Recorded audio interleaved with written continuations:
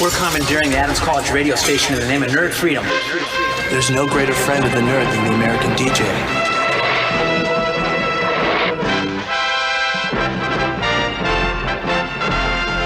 Gathered together from the cosmic reaches of the universe, here in this great hall of justice, are the most powerful forces of good ever assembled.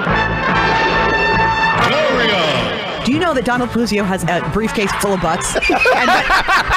Mitch! Butt scanners. You put your butt in the seat. Your butt is completely different than anybody else's. Every butt's a snowflake? Every butt's a snowflake. Dedicated to truth, justice, and peace for all mankind. Daria, Mitch, and Ted. The Afternoon Buzz. All right, off we go. Wednesday already. Hi, guys. Hi! So I have a question. Okay. Mitch, would you say that, well, first of all, those that have been friends with the show for a long time probably know already that if there's one thing, there's many things that make up Mitch. And all of them put together equals fantastic. Yes. All right. But sometimes some of those things taken just on their own equal Badass. strange or crazy or terrifying or at the very least unusual. Would you say that one of the things that you're most afraid of or you have the most dread about is awkward social situations that you're involved in? Oh, boy. Absolutely, positively, yes. And yet you course. consistently put yourself in those situations. I seem to. Yes. You're right. Well, you find yourself in those situations. Yeah. And a lot of times, Mitch is in those situations and perpetrating them and not realizing it. For example, his belief that waiters and cooks want his criticism. Right. Constructive criticism. He believes that he's helping them and that they like it and they like him because of it. Or Yes. that after he's Yes. had a few drinks in him, he has a proclivity for rubbing men's eyebrows. It's happened once or twice. That just happened the one time. But Yeah, thank you, Daria. He was very enthusiastic about it. He holds back now. Okay, so I'm gonna present you, Mitch, with some fictional Okay. awkward situations involving you, and I want you to tell us how you would deal with them. And by the way, I never really knew that I did this until I started hanging around Ted. Well, when we're at an appearance, if I'm standing next to Ted and I'm talking to a listener, I find that I say something that makes Ted cringe. Like what? I can't even give you an example. It's He just always like being has out with your dad. He has this look on his face. It's probably like, something corny. Probably. Yeah, more than Yeah, well, Mitch, I mean, since being on this show, Mitch has been able to be himself on the air for the first time. I mean, it sounds funny to say first time. But I always because it's been 5 I always years. played a character. I played DJ Mitch with somebody you didn't know much about his Right. personal life Right. or anything about his personal life. Right, because you weren't allowed to come out on the air, Right. so you had to kind of put on this persona. Yeah. And at times when we're out at events and things like that, you slip back into Radio Mitch. Yeah, like the It's a defense mechanism. morning DJ guy. Yeah. And that's me. what makes me cringe. But we also make fun of you, Ted, because Oh, whenever yes. you have to record a spot or answer the phone, hi, it's Ted. you turn into strange, high-voiced young boy Ted. Customer service Ted. Yes, because that my previous job. Yeah. Yes. It's very strange. Okay, so and my previous job was a high school teacher of special needs kids. And we don't need to go into how that manifests itself, Right. but with you guys. But you can probably tell. wait a minute. Okay, so Wait. no, that's not saying anything about anything. It has to do with my reserves of patience. Oh. And also, listen to what I say. I know best. Yes. So, here's a potential situation. Tell me how you would deal with it, Okay. Mitch. All right. So, our boss, the big boss, we have many bosses in this building. Layers and layers. Yes. But the big boss, the one everybody answers to, is Aaron. Right. Okay, so picture this. Okay. You are in the little cafeteria area, and you're Okay. getting some delicious hot tea. Okay. I'll run into Erin often when I'm getting hot tea and Because coffee. her office is near that Yeah. area. So you are walking down the hall. You have 2 cups of steaming hot tea. Okay. She's walking towards you. She has an "Oh, hi, Mitch" look on her face. Yes. You have your big, smarmy, cheesy, like butt smooching high face on as well.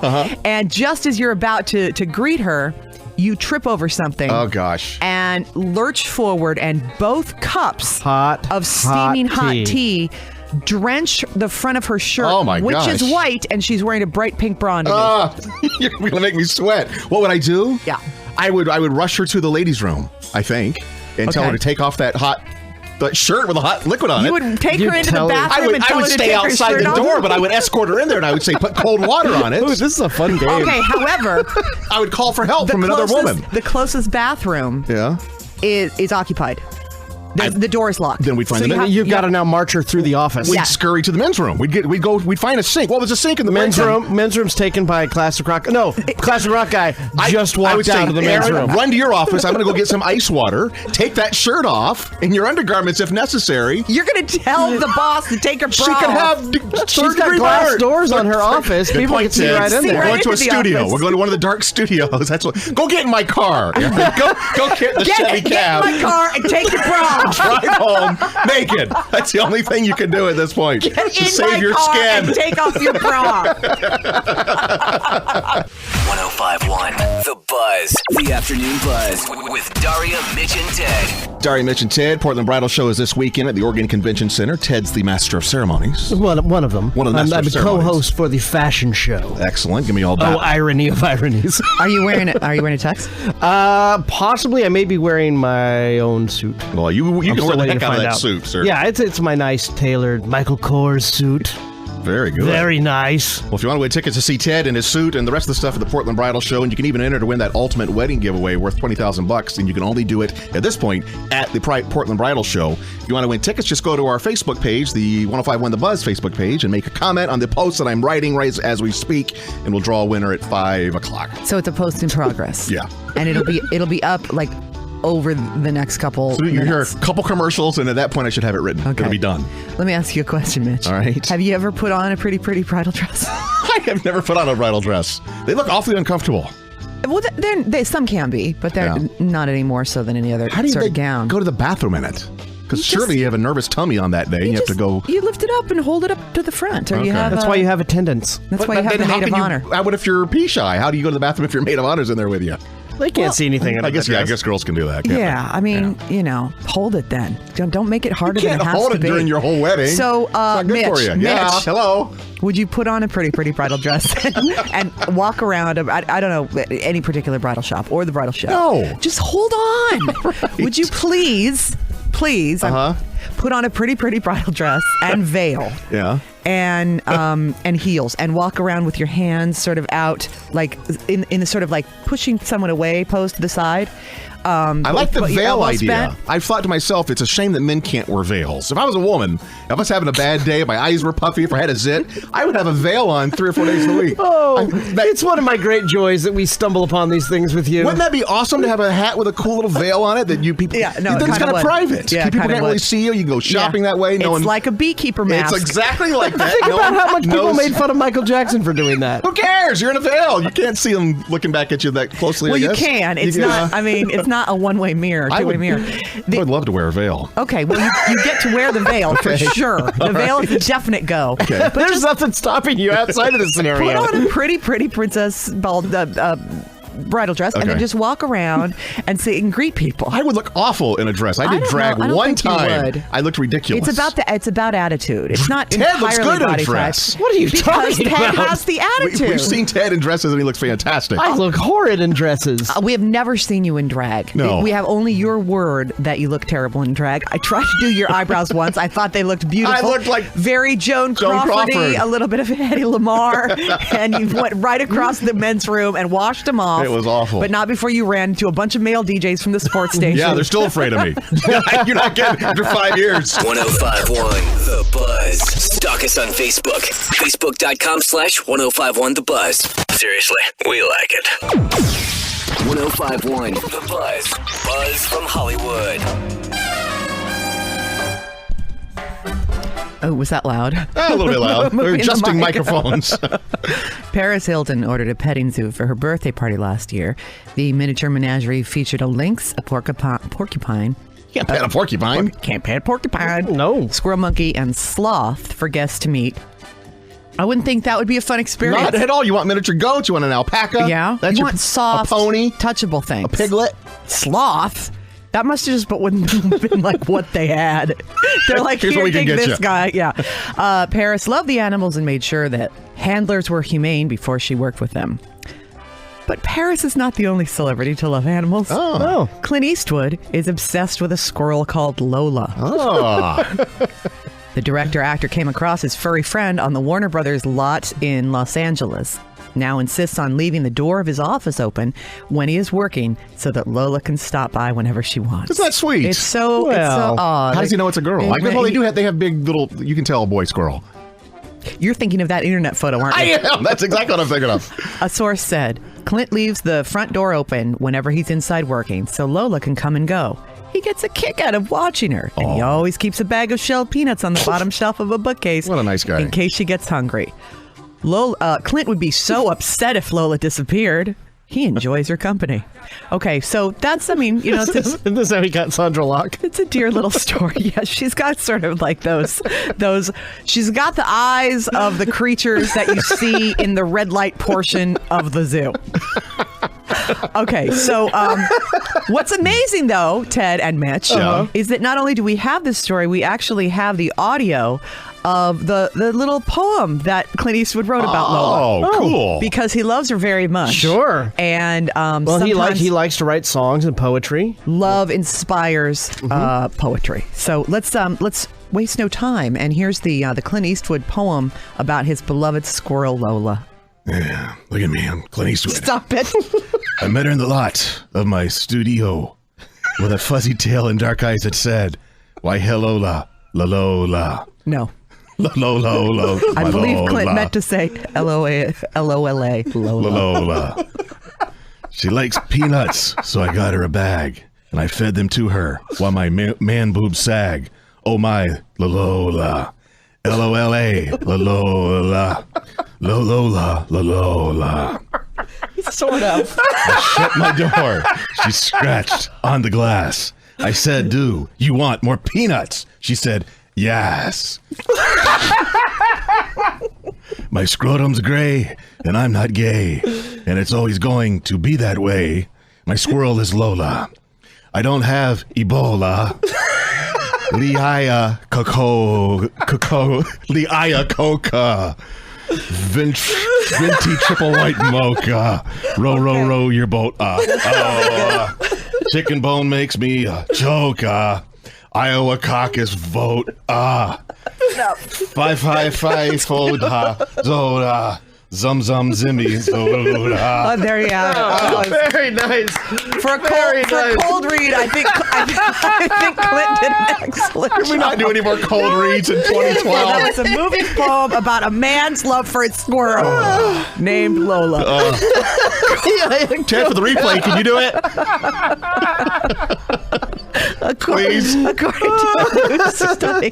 I heard. Seriously. Right. According to a new study, you'll get the most out of your workouts if you watch porn before you hit the gym. Ooh, that makes sense. Researchers in the UK, why does it make sense, Mitch? Because you see people in great shape and you think, wow, I want to be in great shape like that. I want to be toned and buff and That's not the reason. hard body. Oh. The reason is because watching it produces testosterone. Oh, okay. And that's what you need for a good, Well, that makes sense. hard, successful workout. That makes sense, too. After watching an erotic clip or an aggressive clip like a UFC fight, the players reported stronger training sessions.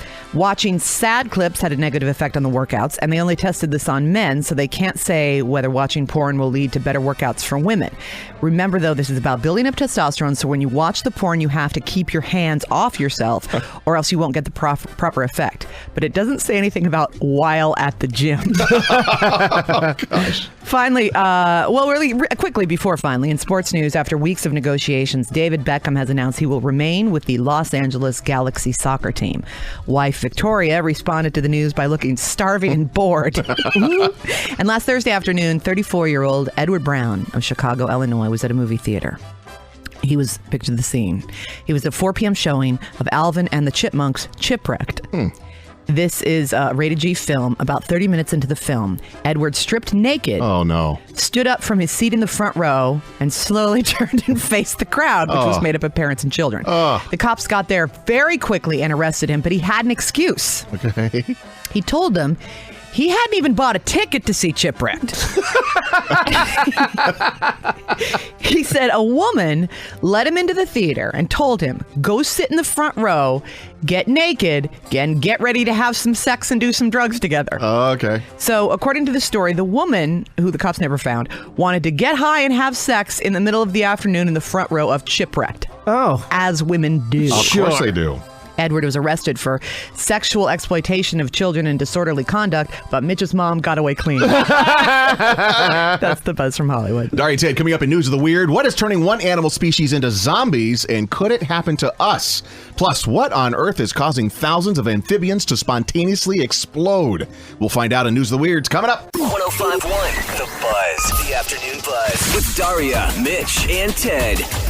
Okay, Mitch, I have another awkward social situation for you, a fictional one that I'm going to place you inside and see how you get out of it. Okay. Okay.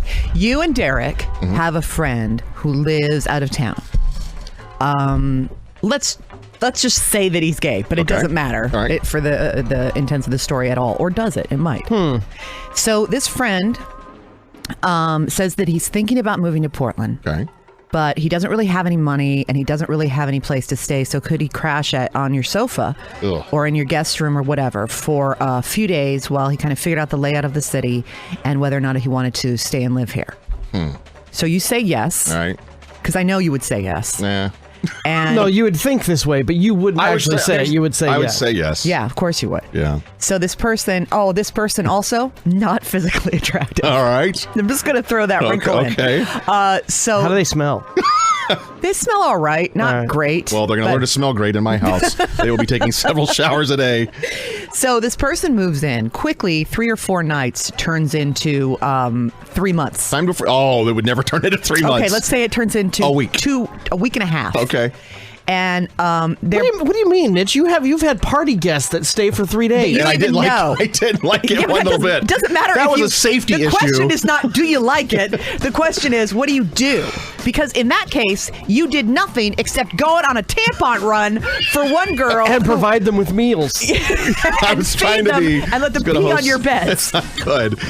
You're combining a lot of weekends together. Okay, together there. so it's a week and a half. Okay. This person is... Making any attempt to find an apartment or get out and see the city? You don't really feel so. A lot of Okay. times he will play World of Warcraft with Derek. Yeah. And he'll just kind of hang around. He's nice to the dogs. Yeah. He's there when you leave for work. Well, a lot and of when you come depends. home, he's Right. there. It doesn't matter what he does during the day. He's there whenever you're home. I wouldn't like that to begin with at all. Someone in my house when I'm not there. Not a fan one little bit. Okay. No, I mean, week and a half turns into 2 weeks. I think at 2 weeks you have a chat. All right. What does the chat entail? Just that Derek and I are we're private people. We like our Yeah, routine. but Derek loves this guy. Yeah, Derek wants the guy to stay So indefinitely. I'm the bad guy. Yes. Yeah, great. So we go out when Derek's not around. We say, I'm a private person. I like my routine. I like the house just He the way says, it Derek is. says I can stay as long as I need to. You know, this is like a fear of mine. I had a relationship. I'm trying to find things. And in our it was a fears of brother. yours. It was a brother that came to live, and he was only going to be there for a week and a half, 2 weeks. This seriously happened. This guy would never flush a toilet after going number 2. Finally, one night, I was in bed with my partner. Can you even imagine at how the time. crazy Mitch would get? Well, number 2, let it stew. Yeah. It was the most embarrassing thing. I had a face mask on. Number 3, a green, let it be. a greenish face mask. I was trying to tighten up my skin. I was in bed with my partner at the time watching television, and this guy, Brad. Did you have rollers in your hair I did too, have rollers Grandma? in the hair.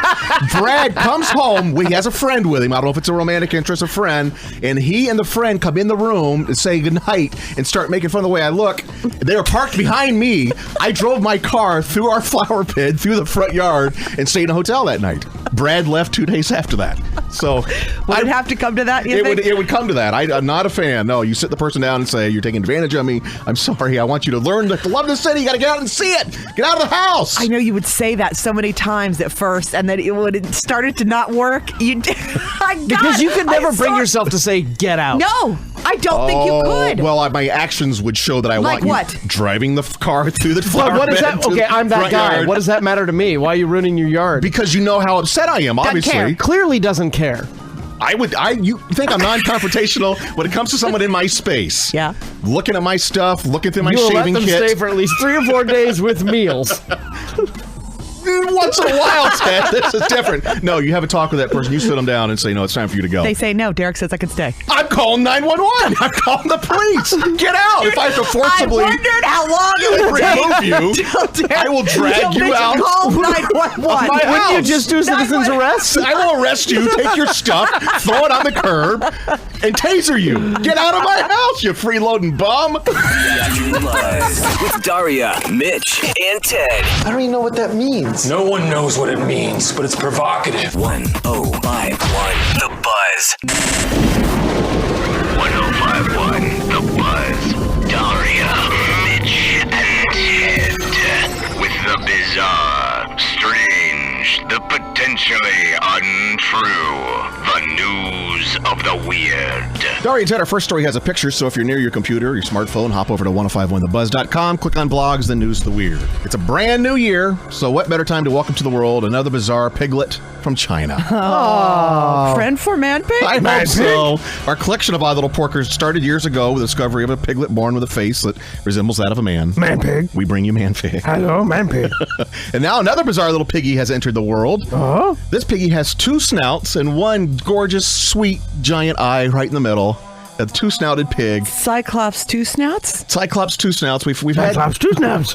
we've had something kind of similar, but not this exact formation of a pig before. And you may feel bad for this little guy, but don't, because as always happens in these situations, He can see for miles and miles. he can see for miles and miles and miles. He is, You can see into your soul. he's treated as a deity. He is treated as a deity, and the farmer says he has a great appetite. How is that an eye? Yeah, that eye looks... Well, I'm assuming it's an eye. What is it if it's not an eye? It's an eye. Well... I think that's an eye. The report I saw said it's an eye. If you were to ask... Yeah. Okay, this is sort of like when you see a picture that's an extreme close-up of something, and they're Right. like, guess what this is? And then it pans back, and you're like, oh my gosh, it's a cornfield, or Right. it's like a ladybug. So this looks like, at first glance, it looks like the anus of a creature with snouts for legs. He's perfectly healthy. He's got a great appetite. And what always happens, the farmer's going to spare him from the dinner table and raise him as a two-snouted... Who's going to eat that? People that like pig snout. Or Anthony Bourdain and Andrew Zimmern, those guys that eat pig snout. You'd have two pig snouts for the price of one, Ted. Be a good thing. So he's going to be a playmate, hopefully, for Man Pig. Hopefully, I'm my new friend. I don't know. I think Man Pig might snub him. Really? I think Let me take a look. Man Pig wouldn't snub anybody. Man Pig's not Man feeling pig it. have enough friends. Man Pig loves all. Too strange for Man Pig. Man pig frightened. You're on your own, Man Cyclops Pig. two snouts. Stuff full of nothing but love. All right, Daria, another animal story for you. Godspeed to you. Another strange animal story for you. We've heard for the last few years that our honeybees are in trouble. Something's causing colonies to collapse in huge numbers, and if the honeybees go, It's a parasite, it's a parasite. If the honeybees go, we all go. which I've been saying since the beginning. I might Was point that out. your theory? It's not a theory. It's scientific fact. Well, how come the story's just crossing the wire today? Did you do some research? Scientists have said that it's some sort of virus for a while. For a different kind of bee. This was the one for the honeybee. Oh, It's not really? a virus, Ted. It's parasite. What did I say? You said a virus. I meant virus. Yeah. What is happening is the interesting part. It's turning the bees into zombies.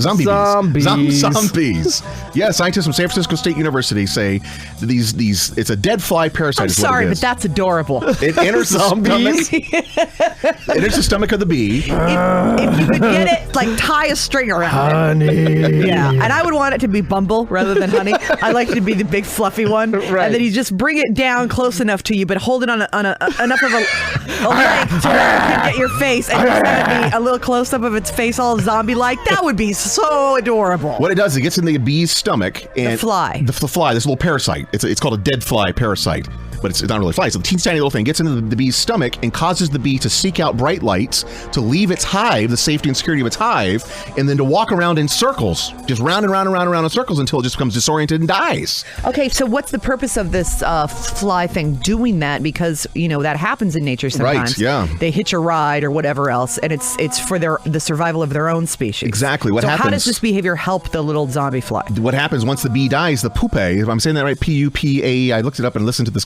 pronunciation. I still get pupa. The pupa from that parasite then emerges from the throats and heads of the dead bees. It's safe because it's no longer in the hives. The bees won't eat it, and then it finds another host bee, and the cycle emerges all over again. It's a circle of life, is what it is. But larva of a fly eats dead tissue, so couldn't we just wait for the fly to give birth, and then eat itself? The offspring would commit matricide.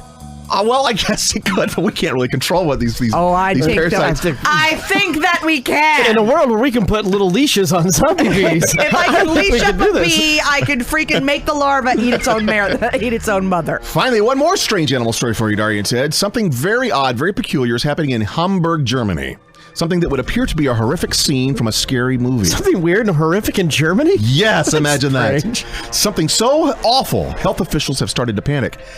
Right in the center of the city, thousands of toads began to puff up and explode. This is like my worst nightmare. Puff up and explode, leaving their nasty toad entrails splattered over an area that is covered over a square mile of the city. The tabloid press in Hamburg is added to the fear. They're calling Hamburg's once beautiful town square the Pond of Death. They're warning children and animals frogs to stay away from the exploding toads. Now, there are all sorts of theories. Okay, what are they? One of the theories is perhaps the toads were depressed about the lack of marshmallows. Probably that, so they just hold their breath until they blow up. They committed a mass suicide. Right, that is very likely because a lot of times when toads are sad, right, they blow up. That's sad. They like to clench their nose and Disenchanted. just blow up as much air as they can. Toad. Yeah, I can't go on. Oh. I hear that's how the first Kermit got it. Maybe it's a parasite like the zombies. Well, who knows? Maybe it's a fungus or a fungi. It was truly a mystery, and it's had real financial impact on the town of Hamburg because who wants to go to dinner? Who wants to go shopping if you think a bunch of toads are going to explode on you? Me. No, you wouldn't. So authorities turned. That'd be kind of fun. Knowing this story, and if I went to Hamburg, I would be so disappointed if it didn't happen. There's like a toad there, and I'm like, come on, buddy, do it. Jump. Gallagher fans? So they turned to toad expert Dr. Muchman. Honey, I've got the camera. Go stand near the toads. Of the Berlin Research Center for answers. Are you sad, little toad? Are you sad? Oh. Nobody loves you, huh? Do you know where your parents are? Success! Oh, I got it. That's a good one. Dr. Muchman examined the frogs and noticed... There's probably footage of this on YouTube you can find. I'm going to go look. There would be there actually is some footage, yeah. Of the frogs blowing up and exploding? I'm sure there must be. Probably. Let's see. So let's say frogs exploding. Professor Muchman. Germany. Muchman. He examined the frogs and noticed they all had something quite bizarre and macabre in common. A tiny little piece of dynamite strapped to their bellies. Their livers were missing. All the toads' livers were missing, but there were no bite marks or scratch marks to indicate a raccoon or rat had attacked them. But upon closer examination, there was something else that each exploded toad had in common. There was a tiny, tiny circular incision on their back. Vampire. What was making this cut, though? Vampire. Frog liver eating vampire. No, Dr. Muchman had the answer. Crows. Crows in Hamburg had developed a taste for froggy foie gras. What? Froggy foie gras, froggy livers. So they know where to find it. They know where to find it. They search it out. Yeah, Ted. Right. And they were clever enough to realize the toad's back. And they replace it with a bomb. Are poison. The only part worth eating is the liver. One crow was like... But it doesn't kill the frogs. I wonder, all my buddies die because the frogs are poisoned. But if I made an incision with my beak, I could probably go right there and get the tasty liver that I know is in there. He had it with a nice Chianti. And then it worked. And then he's like, hey, all other crows, do this. Listen up, guys. Your beaks. Find a toad. Do the thing in its back. Within will be liver. But that doesn't kill the frog. That's the really, really weird part. The frog can live without its liver for a while. Until they explode. Until it realizes, because it doesn't even feel it happening. It's like, what's that on my back? No, they probably don't feel it happen. Hardly feel it They probably don't feel it happen when they're cut open and their livers are taken out. Is this the guy that's referred to as the mad Dr. Muchman? All of a sudden, the frog does realize something doesn't feel right. And the shock of it. The shock of it causes it to puff up. Yes. Because the liver's not there, all the organs just go. That's usually what happens. I mean, who hasn't heard of scaring a frog and watching them blow up? They'll be hopping down the street. The street, and then one will be like, Doug, you don't have a liver. What? 105.1 The Buzz. The Afternoon Buzz with Daria, Mitch, and Ted. So yesterday, Lady Gaga reportedly left a large amount of a blood-like liquid in the bathtub of a London hotel. Oh, no. No one is saying for sure that it is blood, but What else could it be? Oh, it could be anything. Ugh.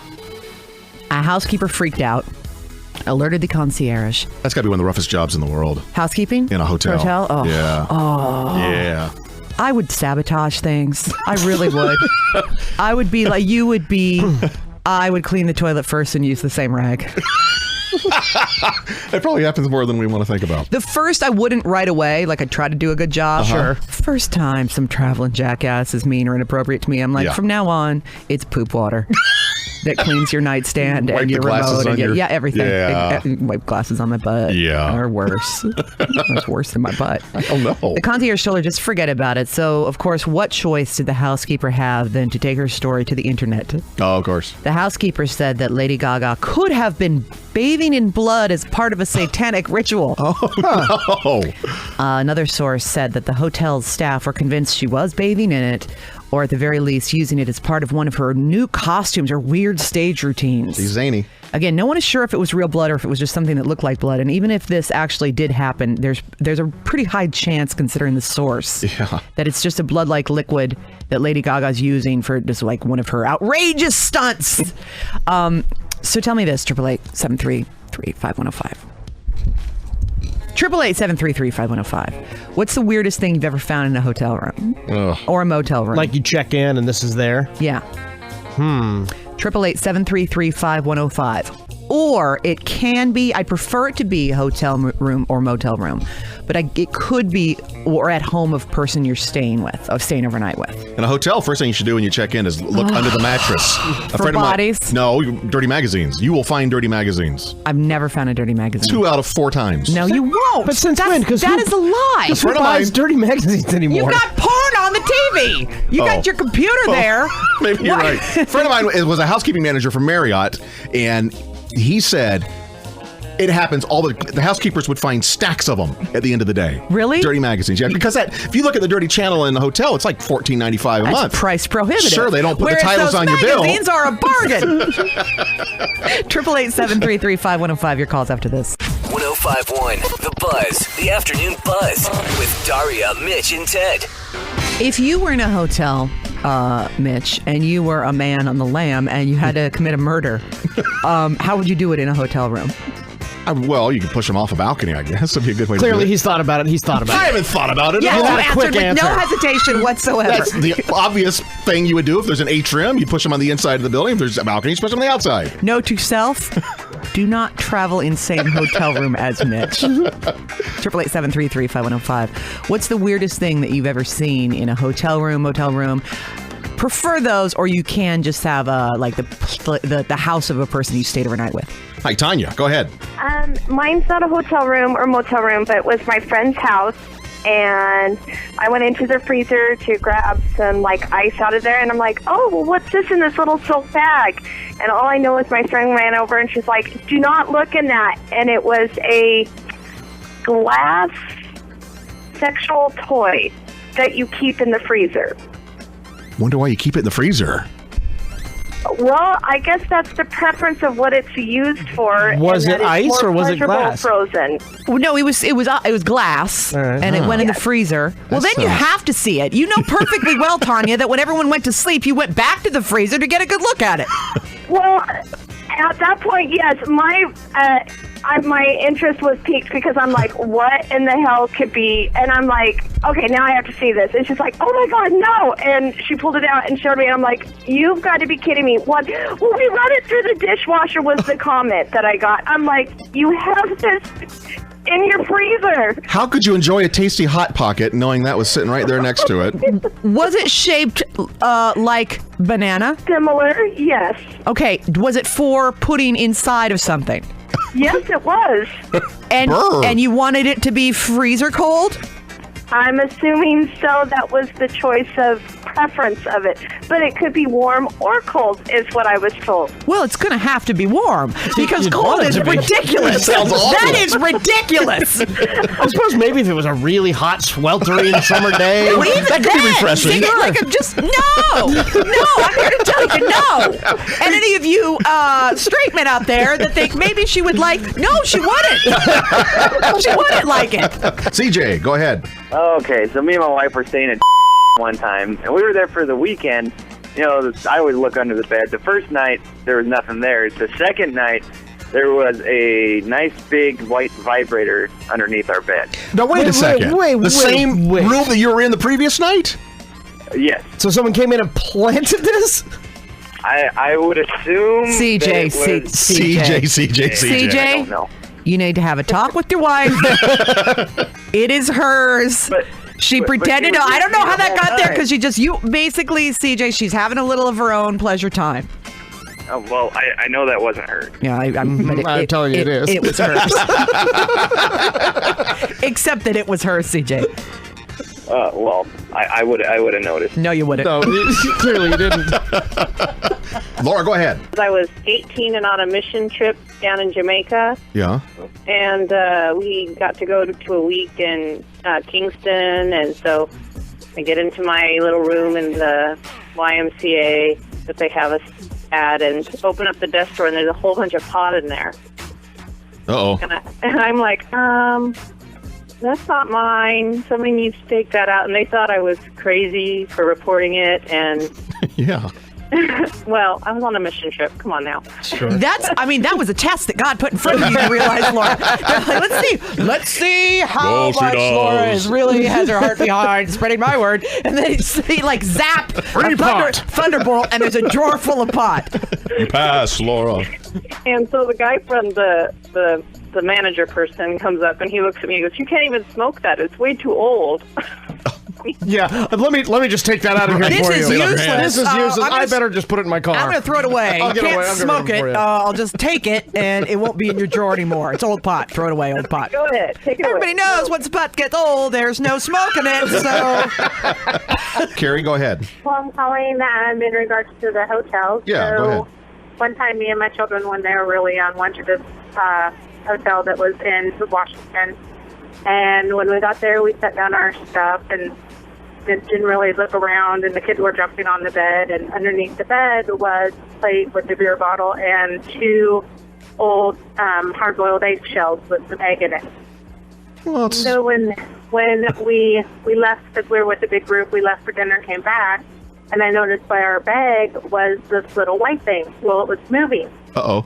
The maggot. Oh. So we lifted up the bed. I went and I told the lady at the office.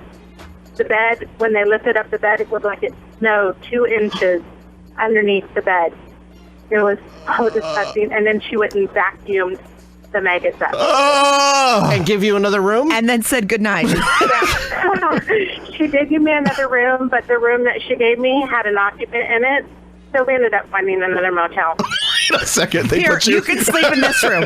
This is Jim. He's a sound sleeper. Yeah. It's Jim, this is Carrie, and family.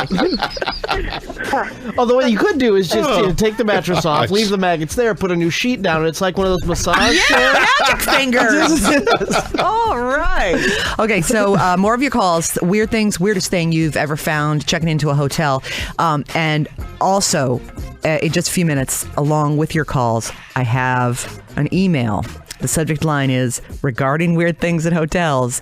It is going to scare Mitch. Oh boy. No. So bad. No. Right after this. 105.1 The Buzz. The Afternoon Buzz with Daria, Mitch, and Ted. Okay, as promised, here's the email from a Buzz listener. She's at work, so she couldn't call in, but she says this is related to finding weird things in hotel rooms. So, Mitch, for the purposes of this story, I want you to picture the couple as you and Derek. Oh, gosh. Okay? All right. So, I'm pretty sure this is an urban legend, she writes, but it has stuck with me since I was told by a friend of mine back in college. She told me her aunt and uncle, Mitch and Derek, No. went on vacation in Hawaii. They took their camera along with them everywhere they went. When they got home, they were reminiscing and looking at all their photos. And halfway through the progression of photos, there were 3 photos of them sleeping in their hotel bed. Oh my God. Gosh! Oh, that just gives me chills from head to toe. Can you imagine? Oh, if it's possible to God. retroactively crap your pants. Wow. Yeah. Oh, that is the most how scary? unsettling thing I've But ever one of heard. the greatest pranks I've ever heard of. Oh, yeah. Yeah, absolutely. That's bizarre. I don't like that one little bit. No, it's super scary. Yikes. Let's hear some more. 888-733-5105. Let's wait. Should we wait for these? We have time now. Do we have time now? Yeah, we have Okay. time now, yeah. So these calls are the strangest things or weirdest things you found in a hotel or motel room when you checked in. Hi, Mecca. Go ahead. I was checking into a hotel with my daughter in Seattle. We decided to kind of do a mommy-daughter day, and we went up to Seattle, and when we checked in the hotel, she took the car key. Most kids, like to open up the door to the hotel. It's a whole new experience. And we got up to the room, and she opened the door, and the weirdest thing we ever saw was actually another couple already in the room. And what I explained to her at the time is that they were just tickling each other. Why does that ever happen to me? That would be the greatest thing to see ever. Well, you say that. Oh, you I'm pretty big sure. talker. But what you would do is, you would exactly. You would turn bright pink like you are right now, and you'd be like, oh my God, slam the door so hard the whole hotel shook. You act like you're just gonna stand there like freaking. Yeah. Oh, don't let me in around, please. And then you'd have to change hotels because you'd know that every bit of the staff would know what happened. Hi, it's a Buzz. Go ahead. Hold on a second. Tanner, shut the door. Go inside. Sorry, I didn't want to tell you guys my story in front of my 6-year-old. I understand. What's your name? This is Sean. Sean, go ahead. I just wanted to tell you a motel story. It's probably been at least 10 years. So I'm one of those people that have phobias about that top blanket they put on top. I was told by somebody that they don't ever wash those, so as soon as I get to the hotel, I grab that, pull it back, and I throw that on the floor. I put that in the closet. Yep. That's the first thing I do. Yeah, because Mitch doesn't even want to know that it's in the room. No, this is so disgusting. You guys probably won't even want to share this. No, we don't like disgusting things on the air. So I take the top sheet, or that top cover blanket, whatever they want to call it. I pull it back, and there's a condom stuck to it. Oh, man. Sean, I have to say, when you preface it like it's so gross I can't even say it, you got to realize that given the caliber of content that we often debate and discuss on the show, we are expecting nothing less than dead, rotting hobo. No, this was not a fresh condom. Yeah. Yeah, but see, what you don't know is that the lady who called before you walked in on people And if it was a condom filled with human oh my gosh!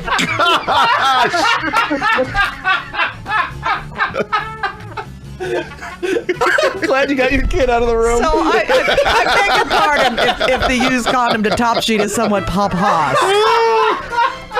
Love you, Sean. 105.1 The Buzz. The Afternoon Buzz with Daria, Mitch, and Ted. What is it now? January 3rd? January 4th already. 4th? 2012. Ugh. Okay, so January 4th. We're already the only house on the street with our Christmas outdoor lights still on. Boy, my street's full of them still really? on. Yeah. I feel it's too early for everybody to take them down. And now, I mean, it's a little embarrassing. No. They look good. You're supposed to leave up to the Epiphany, whatever that is. I think Russian Orthodox Christmas isn't until January 7th. Okay. So I think that we're justifying at least through the 7th. Oh, yeah. Because Dallas and I are both Ukrainian. So even though we haven't attended Russian Orthodox Church per se, it's just so depressing. I know. It's like, what do you do? Because when you put them up, you play Christmas music, you have Christmas cocktails. What do you do? What do you do to make it happy when Christmas ends? What do you do to prolong the festivity? For some people, that means delaying and taking down the tree and decorations. That is the case in our house. It's getting worse every year. This is our first Christmas in our current house. Last Christmas, we were in Vancouver over the holidays. and it's a house that lends itself to Christmas decorations. Yes, Why it don't you does. just commit and make yourself the weird house that has No, Christmas I all can't. year round? I can't do it. Yeah. I can't. No, because Halloween I like to decorate too. Well, you need to do a Nightmare Before Christmas theme. Oh no, that's not. You've got to take the tree down though before it starts getting decrepit and It's so brownish. beautiful. Ours is perfect looking. Yeah. It's heartbreaking to get rid of. Is yours it. still up? Absolutely, yes. 888-733-5105. Do you have any holiday end traditions that help things be less like gruesomely sad in your family?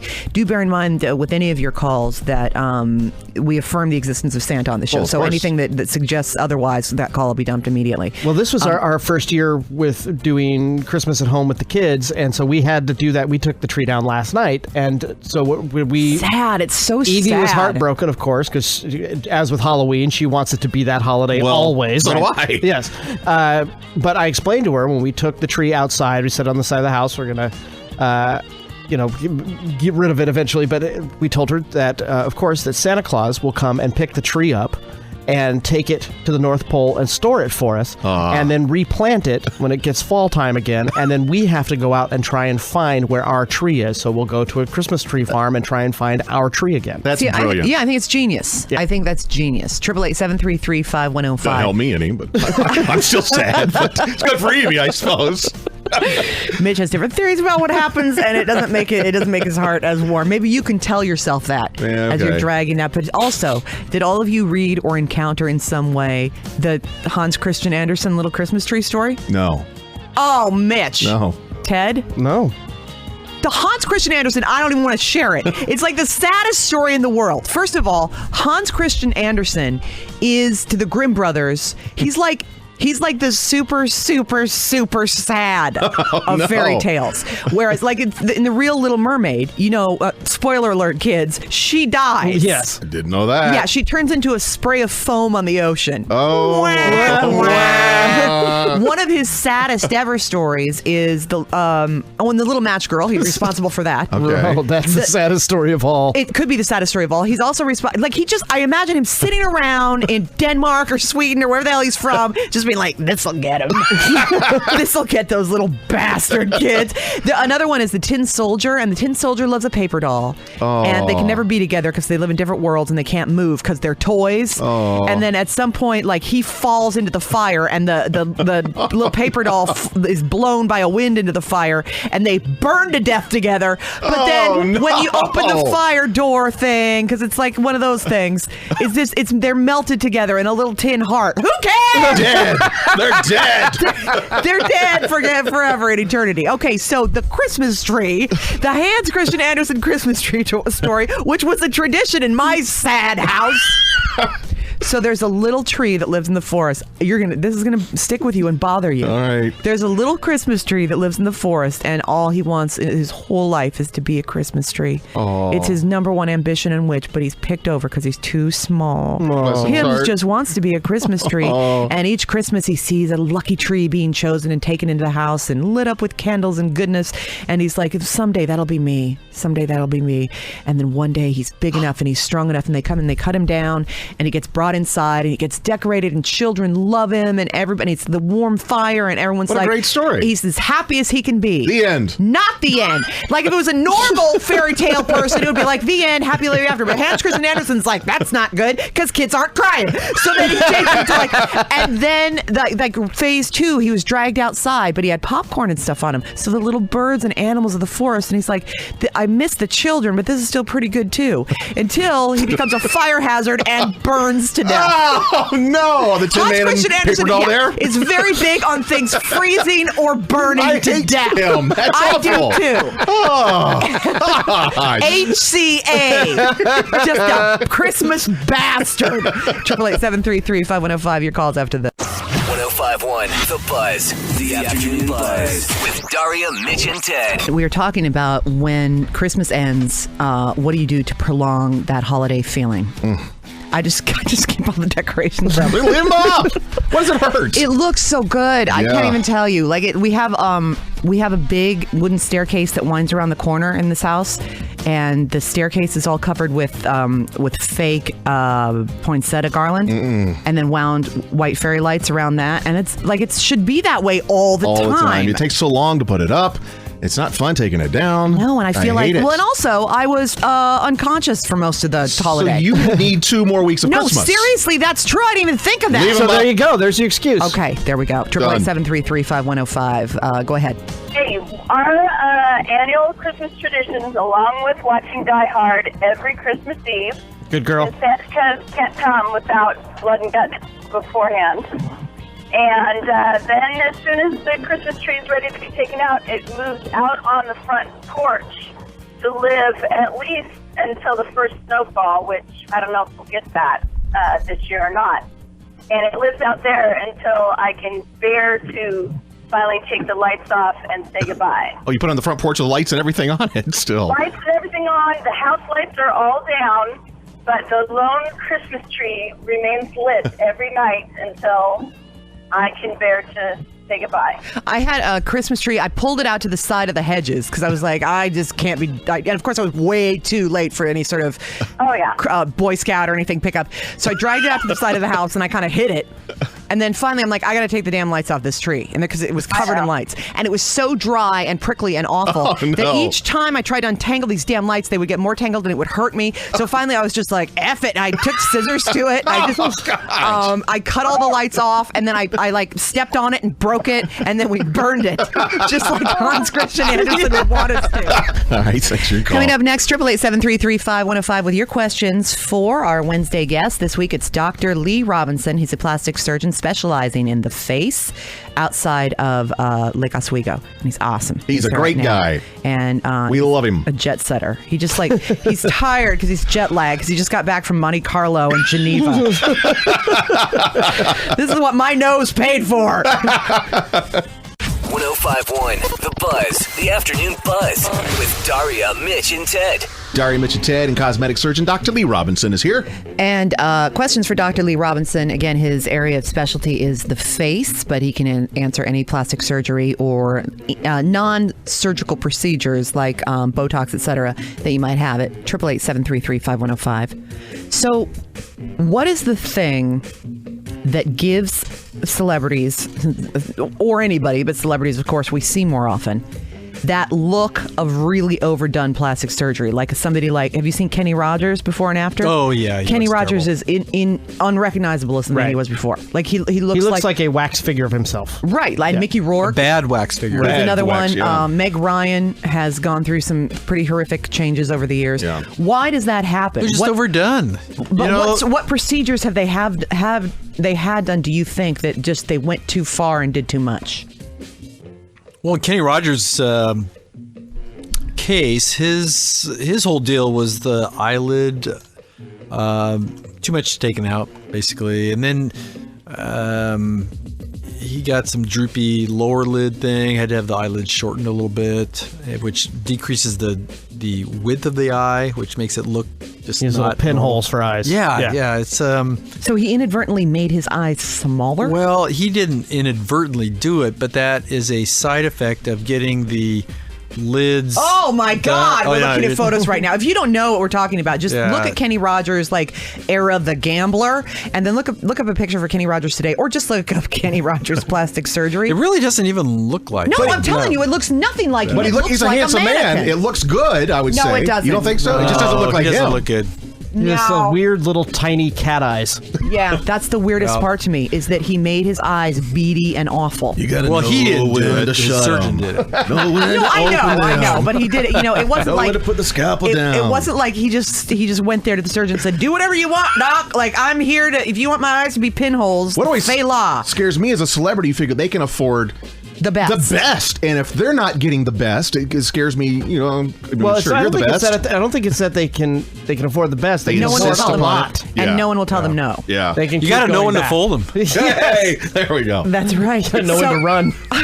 fast. So what about fillers? Because Kathy Griffin, the comedian, had gone through a period where she was just getting all this stuff done to her face, and she's like, you know what? I'm going to stay now. I'm going to step back. And within a couple of years, her face came back to not to normal, but much more normal looking.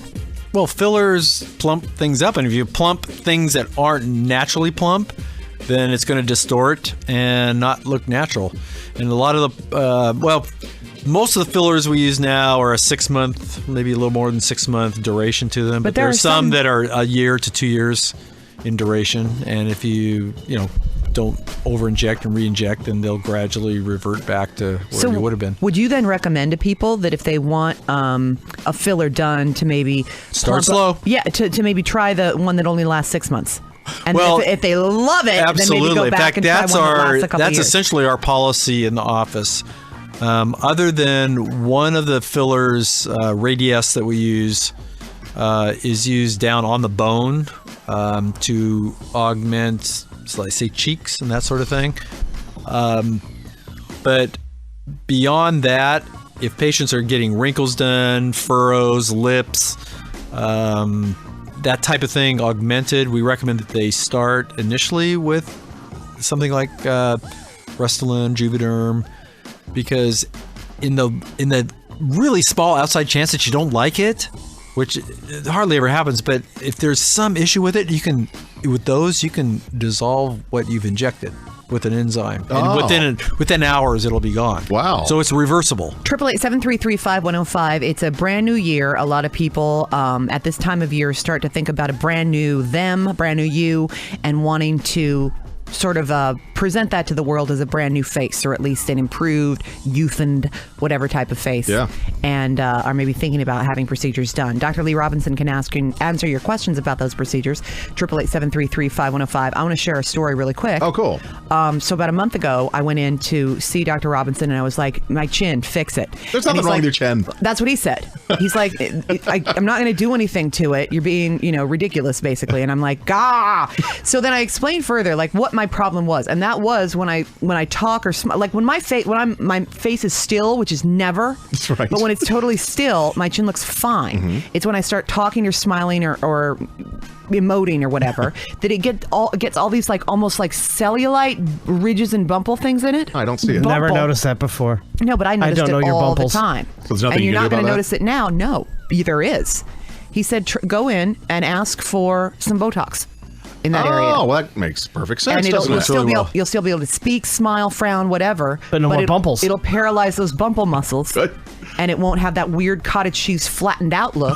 And he was right. And so for like a couple $100, it seems to me like I've had my whole chin done. Wow, money Isn't well that spent. remarkable? That's fantastic. Yeah, it's crazy. 888-733-5105. Your questions for Dr. Lee Robinson. We'll be back after this. 105.1 The Buzz. The Afternoon Buzz. With Daria, Mitch, and Ted. 105.1 The Buzz. It's Daria, Mitch, and Ted. And your questions for our plastic surgeon resident friend, Dr. Lee Robinson. 888-733-5105. Hi, Rich. Go ahead.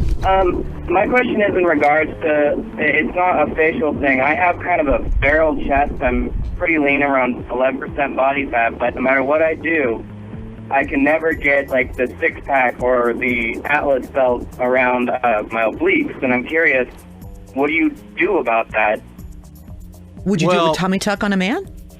A tummy tuck wouldn't give muscle definition. There are ways of doing, depending upon the amount of fat that people have, and everybody has at least a little bit of fat around the abdomen areas. There are a lot of the guys that do abdominal and body contouring with very small cannulas and will actually liposculpt to get the fat, what little bit of fat is there in patients. Like 11% body fat's not a lot, especially for a guy, but you can actually sculpt out, the definitions in the rectus muscle. Wow. That is what gives you the six-pack look to abs.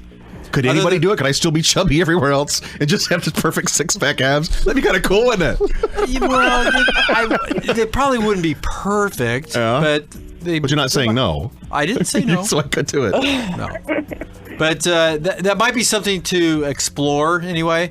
Now, obviously, everybody's a little bit different, and the amount of musculature people have and volume of muscle is all different, and how people respond to certain exercises and that sort of thing is all different. But at least that is one way of possibly approaching it if you want to get a little bit more definition in those areas. Oh, thank you. You bet. Thanks, Rich. Okay, and we had a question from a woman who did not want to go on the air, but her question was, what is a mini brow lift and how does it differ from a brow lift? Mini brow lift.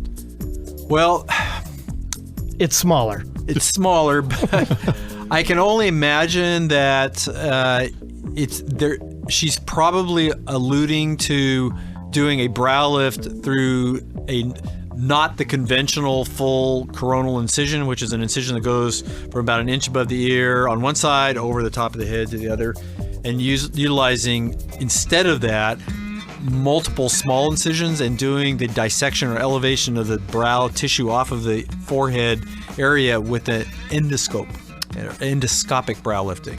Do you do that? I don't personally do it because I don't feel that the long-term result, meaning what patients look like a year or two after that procedure, really holds up as well as the gold standard coronal brow lift does. And it also raises the hairline just like the coronal brow lift, and there is a way of actually lowering or doing a brow lift and not raising the hairline by doing another type of brow lift. It would not be considered a mini brow lift, though. What does a brow lift even do? It raises your brow. Your eyebrows? Eyebrow, yeah. It raises, like if you just put your fingers on the mid part of your forehead and lift up a little bit, lift up a 1/4 inch, 1/2 inch, and you notice that the eyebrow, you can lift it up a little bit higher above the eye.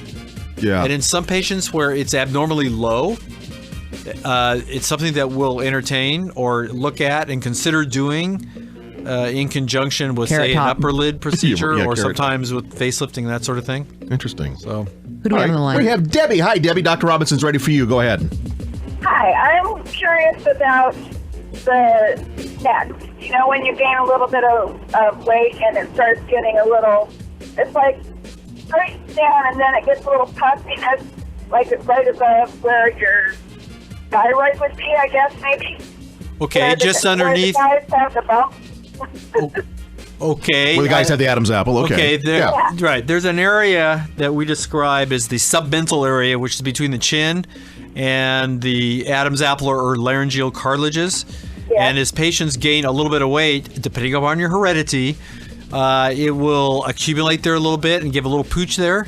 If patients, for the most part, patients I would say on the average who are younger than, say, 40, will oftentimes benefit from just making a very tiny incision just behind the chin and suctioning out some of the fat there. And then dressing, putting a little compressive dressing on there for 24 hours. Keep it from bruising and swelling.